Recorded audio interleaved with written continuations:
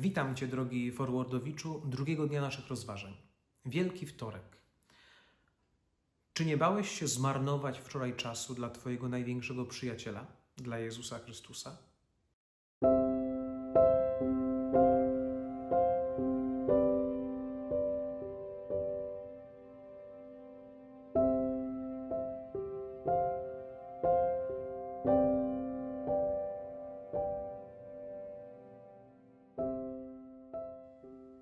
Dziś opuszczamy jakże przyjazną Betanię i przenosimy się do Jerozolimy, do samego centrum wydarzeń. Tam pośród tysięcy pielgrzymów, którzy przybyli, aby celebrować Paschę w świątyni jerozolimskiej, wraz z Jezusem i apostołami wchodzimy do wieczernika, aby tam w ciszy, w zamknięciu, w półmroku celebrować Paschę.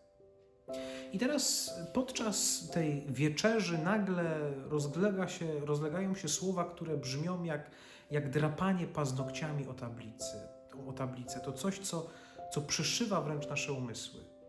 Jezus mówi: jeden z was mnie zdradzi. Co się działo z apostołami?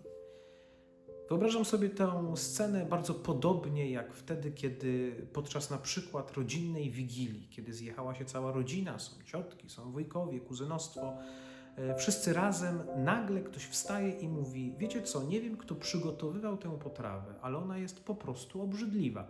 To najgorsza rzecz, jaką jadłem w życiu. Tego się po prostu nie da jeść. Zapada takie niezręczne milczenie. Wszyscy patrzą na siebie, jeden przez drugiego zastanawia się, czy to przypadkiem nie chodzi o moją potrawę. Myślę, że bardzo podobne wrażenie mieli apostołowie. Żaden z nich nie był siebie pewien. Żaden nie wiedział, czy to przypadkiem nie o niego chodzi.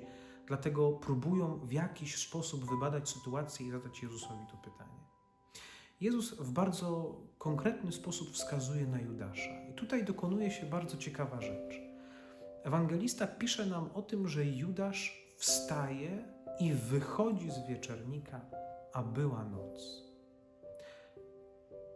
Ksiądz Krzysztof Wąs, kiedy komentuje ten fragment, mówi, że to chyba najgorsza rzecz, jaką człowiek może zrobić. Kiedy dotyka cię grzech, kiedy dotyka cię zło, to wchodzisz w ciemność jeszcze bardziej. Oddalasz się od Jezusa. Chcesz Go zostawić, bo może czujesz się niegodny. Chcesz Go zostawić, bo może czujesz, że to nie jest dla ciebie miejsce. I opuszczasz wspólnotę, oddalasz się od Jezusa.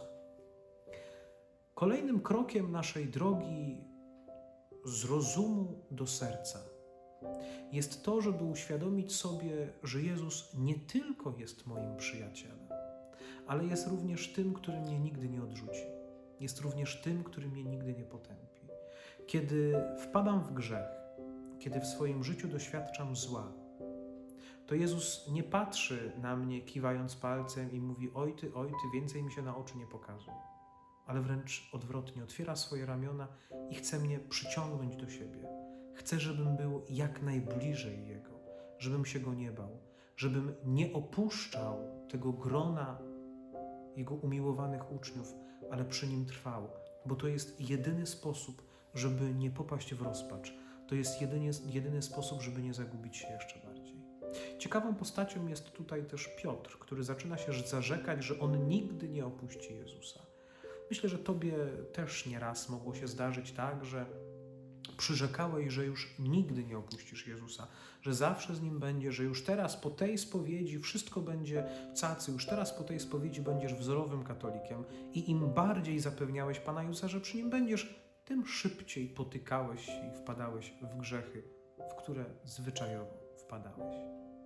I tutaj Jezus pokazuje nam, że najważniejsze jest zaufać Jemu. Najważniejsze jest być przy Nim. Nie buduj na własnych siłach, bo to dom budowany na piasku, ale buduj na Jezusie. Poproś Go dzisiaj, podczas tego czasu, który będziesz dla Niego marnować, o to, abyś nigdy nie zapragnął budowania na własnych fundamentach, ale na fundamencie Jezusa Chrystusa. Żebyś nigdy nie chciał swojego życia budować własnymi siłami, ale zawsze w pełnym zaufaniu Jemu. Do zobaczenia jutro.